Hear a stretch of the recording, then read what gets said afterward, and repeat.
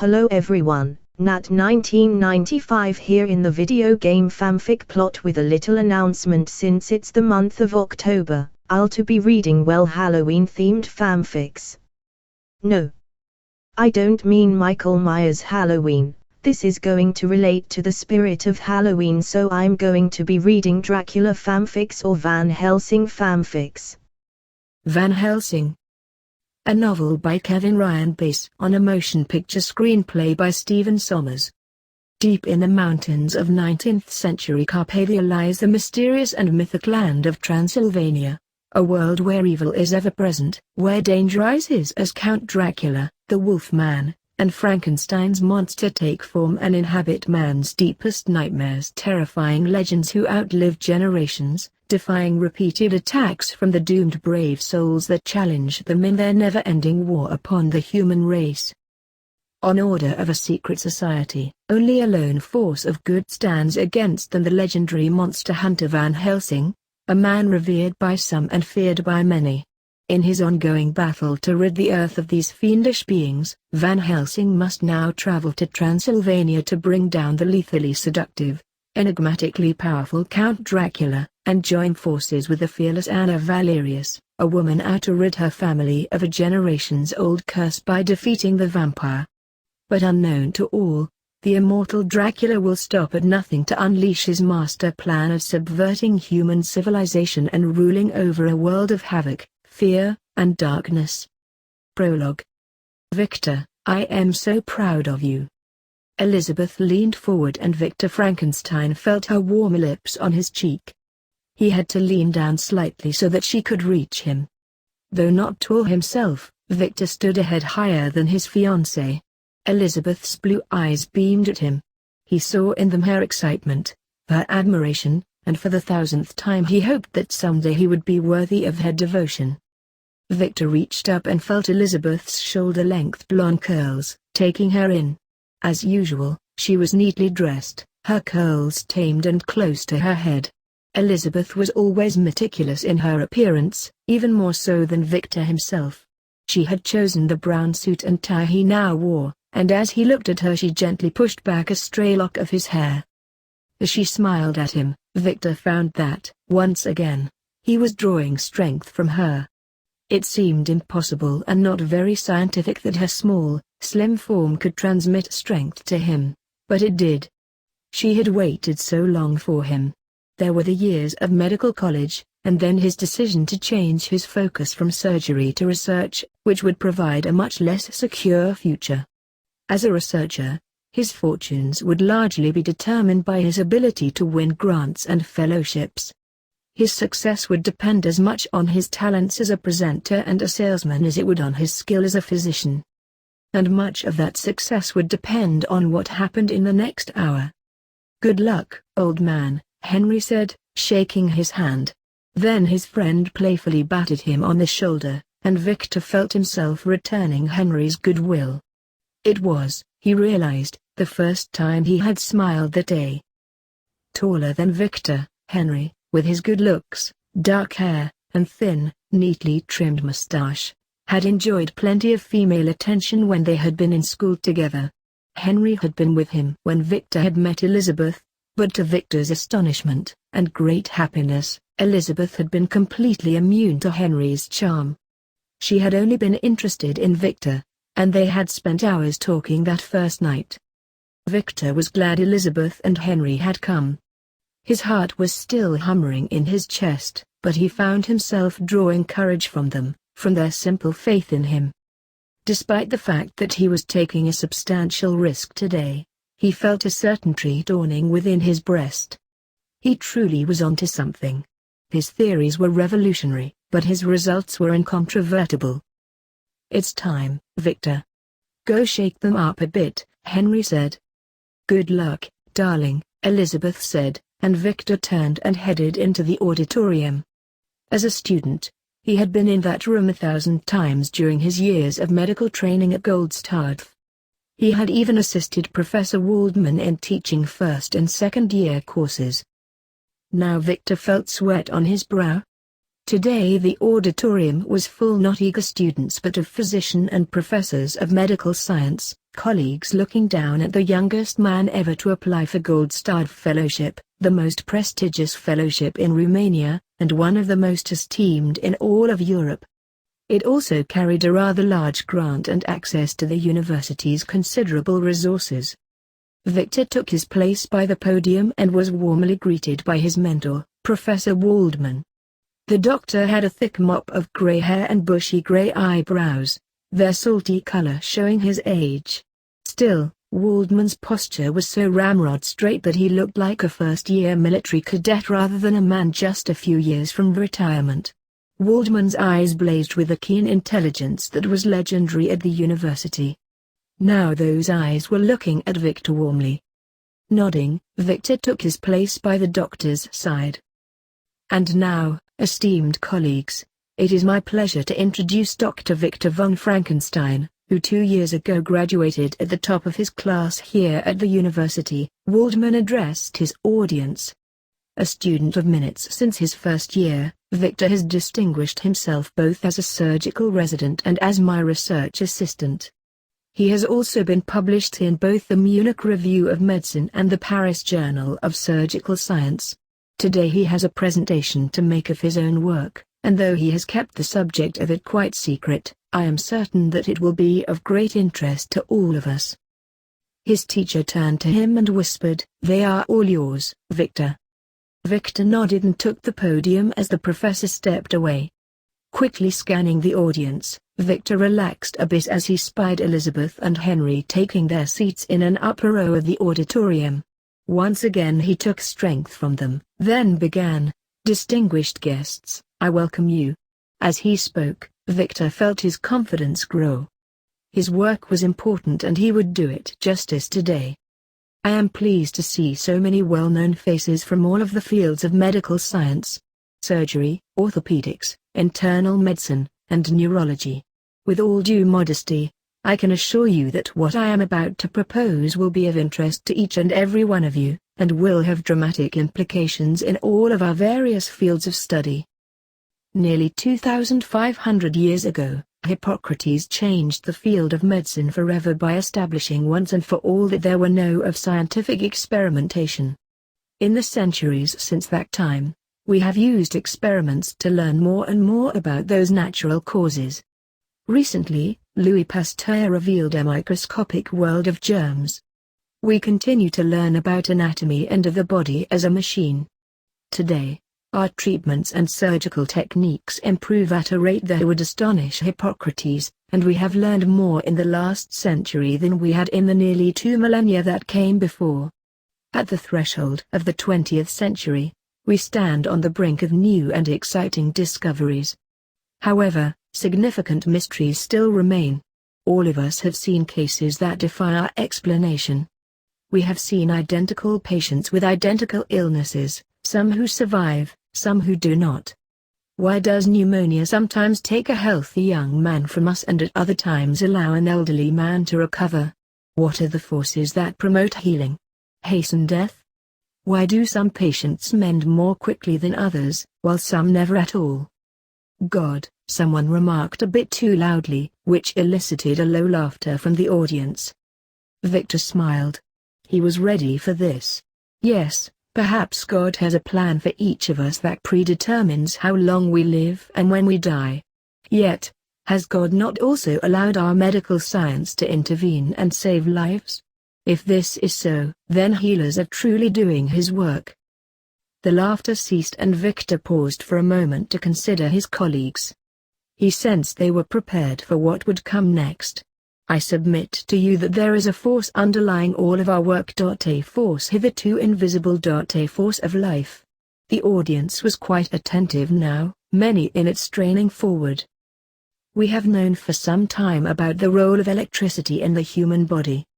The fields of chemical galvanism and electrobiology were born more than 100 years ago, when Luigi Galvani caused the leg of a recently deceased frog to twitch through the application of electricity. My subsequent work has suggested the existence of a force underlying even electrical impulses, a life force, if you will. I submit to you that this life force can be manipulated and focused through the careful application of electrical and magnetic forces, that this life force can actually be harnessed to promote health and healing." Immediately the room broke out into dozens of separate conversations. Victor heard shock and indignation in the murmuring voices. "Gentlemen, please." Professor Waldman's voice boomed, silencing some but not all of the discussion. "I know that what I am proposing is revolutionary," Victor continued. "However, is it really any more revolutionary than Pasteur's work? He introduced us to an invisible world of microscopic organisms. Is it so hard to believe that there is even more we do not know, even more that we do not see? What are you suggesting? That there is a magic ray that will heal a broken limb, close a wound, clear a body of disease?" shouted a voice from the audience. "No more magic than sulfur powder," Victor countered. "And what if you applied enough of this life force to Galvani's dead frog? Are you saying it could get up and hop away?" hooted another. Victor answered without hesitation, "Theoretically, yes, but..." The response was immediate. Half of the room erupted into cries of scorn, the other half into peals of laughter. Victor felt his cheeks flush, even as his own internal temperature seemed to go up 10 degrees. "Blasphemy!" a voice yelled out. Victor found himself roaring back, "No, not blasphemy, science." All conversation ceased for a moment before degenerating again into chaos. Professor Waldman called out, and in a few minutes order was restored. When the auditorium was quiet once more, Victor said, "I know that what I am proposing is extraordinary, but I ask you to read the contents of the folder now in front of each of you.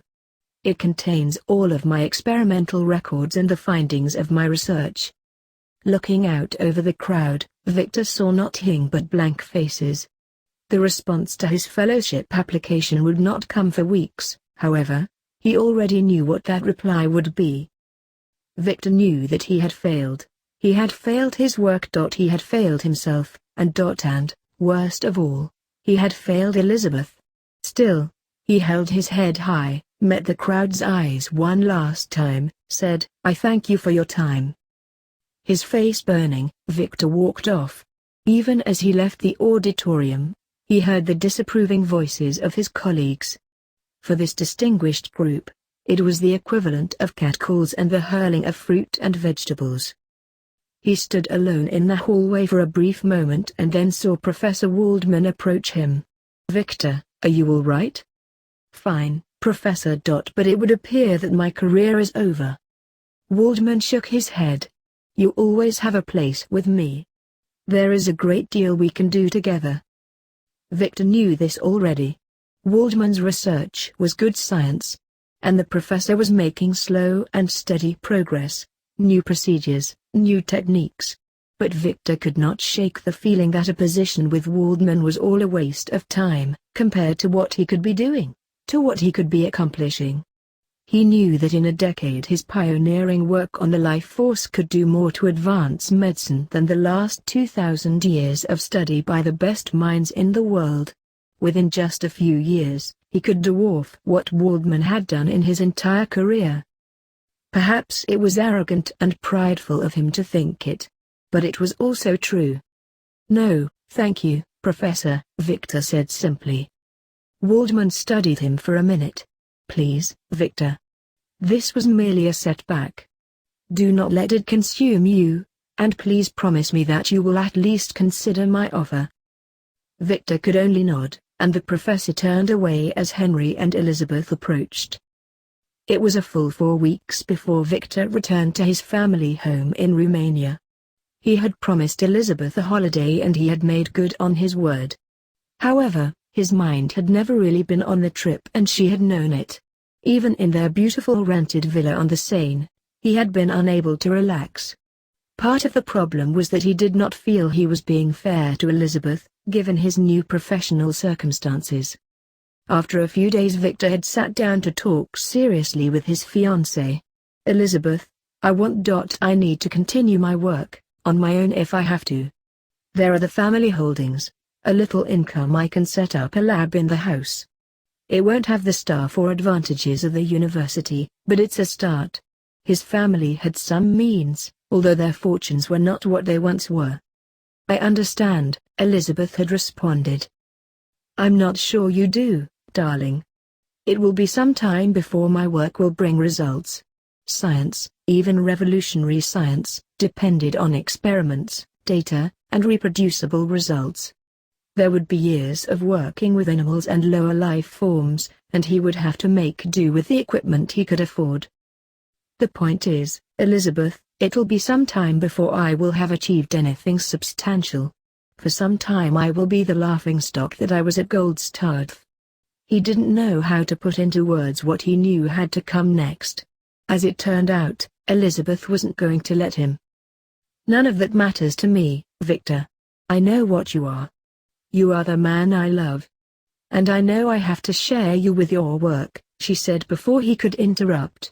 If you think that I will allow this little setback to delay our life together, you are very mistaken, Dr. Victor Frankenstein.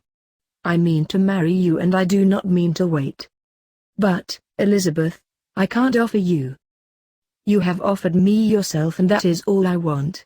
I won't be stopped by money or the Goldstad Fellowship Board or anything else. And I can assist you in your work. We wouldn't have much to start, Victor had said. We will have everything we need, Elizabeth had replied. At that moment, Victor had felt the cloud that had descended on him during his disastrous presentation lift. There was hope, not only for his work, but for his life with Elizabeth. It might not be the Goldstad Fellowship, but it was enough for him. Now he walked into the family home with his few servants standing ready to greet him. It was good to be back. It was evening before he had his belongings unpacked and attended to his responsibilities as master of the house. There was quite a large pile of correspondence demanding his attention, but Victor decided to forego that until the morrow. He sat at his desk and began making notes. If he was going out fit to lab in his own home, he would have much to do.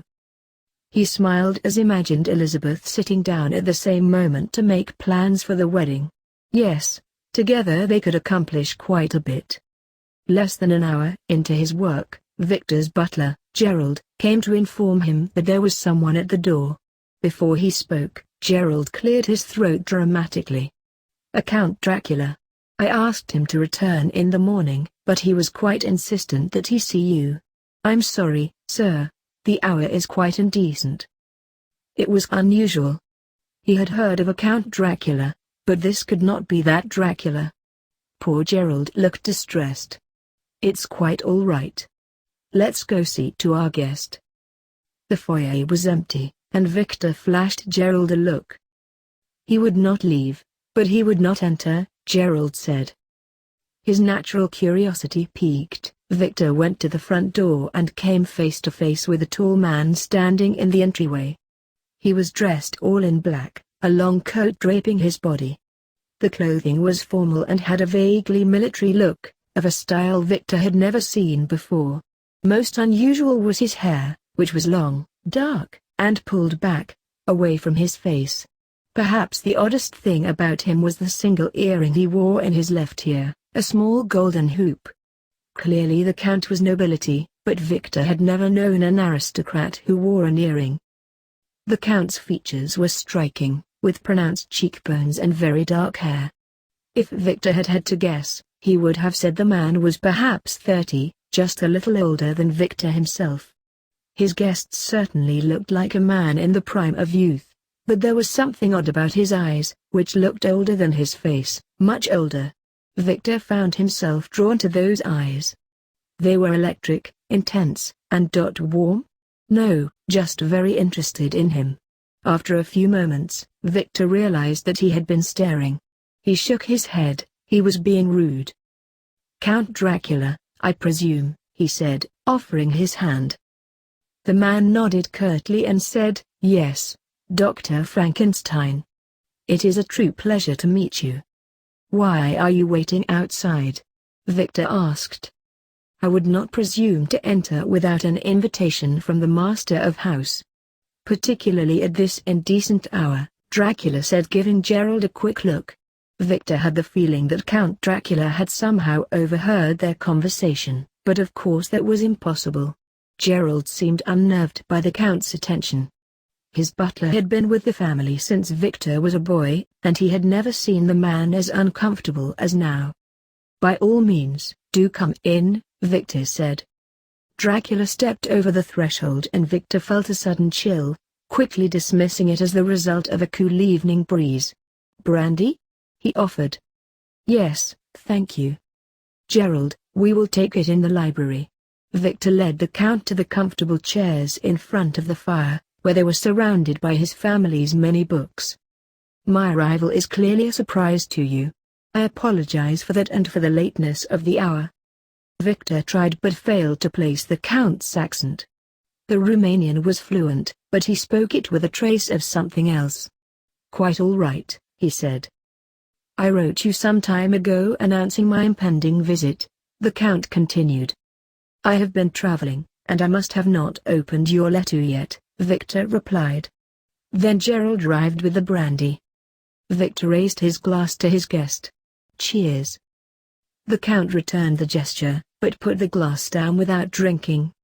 "I don't mean to be rude, but perhaps later," Dracula said. Victor noted that it was odd behavior, but no less than having an aristocrat show up at one's door after 10 in the evening. "What can I do for you, Count Dracula?" The Count smiled, but the gesture was joyless and never reached his eyes that were now boring into Victor so much so that he found it almost frightening. The feeling passed and Victor realized that he was being silly. The Count had been nothing but courteous and was his guest, after all. "I am very interested in your work. I have learned of your presentation to the university and I managed to obtain a copy of your gold-starred fellowship application materials. I found your theories quite thought-provoking indeed." Victor stared blankly at his guest for a hint of irony or mockery. He detected none, seeing nothing but sincerity. Until now, the only people inquiring about Victor's work were journalists who wanted to ridicule him. "I am quite serious, I assure you," the Count went on, perhaps reading his thoughts. "I have from time to time been a benefactor of scientific research. I am here to speak with you about a grant. I think your work could be very important. I have significant means and have begun to think about my legacy on this world." His eyes looked at Victor with an intensity that made him both nervous and giddy with excitement. "Surely, as a physician, you have imagined the enormous potential impact of your theory on the force of life. If it could indeed be harnessed, the results for mankind could be revolutionary."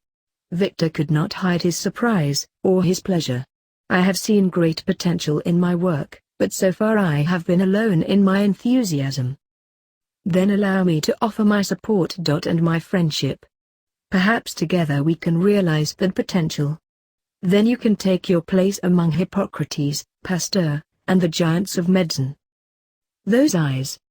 They were magnetic, drawing Victor in and making him believe the offer of brotherhood and support, of the kind that he had not had from a single human being. The Count was his only friend. "No, that's not true," Victor thought. "Elizabeth is that and more. And what of Henry?" He had only just met Dracula. The bright sincerity in Elizabeth's eyes came to Victor's mind, but he found that he was uncomfortable thinking of her in his visitor's presence. Victor had the brief, uncanny feeling that Dracula had opened a window into his mind. "I was thinking of equipping you with a full laboratory. New equipment. Anything you require to speed your research." "My good Count, I'm afraid that is a large order. The cost would be considerable. Much of the equipment would have to be designed and built to new specifications. That is why I approached the university. I hope to involve the physical sciences and chemistry departments. I assure you that my means are considerable. Whatever you need, you shall have. Just think of what we can accomplish together." The Count rose to leave. "Begin making a list of what you require," he said. "If it is acceptable to you, I shall return tomorrow evening and we shall discuss the matter further." Victor walked his guest to the door and bade him good night. "I don't know how to thank you, Count Dracula." The Count simply nodded and shook Victor's hand. Victor thought it felt unusually cold. Then Dracula broke the contact, looked him once more in the eye, and turned to leave. Seconds later, Count Dracula disappeared into the night. With his strange visitor's departure, Frankenstein felt dizzy, as if he had stood up too quickly. Had he just dreamed the whole encounter? "Master Frankenstein? Has your guest left?" Gerald asked from beside him. "Yes. That will be all for the night, Gerald. Thank you." "Very well, sir," Gerald replied, and headed back down the hallway. So it wasn't a dream. So much the better, Victor thought. Certainly the Count was the answer to his prayers. I'm lucky to have a friend like him. No. He had just met Count Dracula. They were just acquaintances, not friends. Not yet. Far too excited to sleep tonight, Victor went back to his office and set to work. He would have to cancel his plans with Elizabeth for tomorrow so he could labor through the day as well. The Count was offering him the opportunity of a lifetime. To be ready for their next meeting was the least he could do. Victor felt a rush of hope for the future. Soon, the whole world will know the name Frankenstein. Something was nagging at him though something odd. And he soon realized what it was. Dracula had arrived at his door in the dead of night, but there had been no coach waiting for him. Not even a horse in the drive. Hey guys, what's going on? Thank you so much for watching today's episode.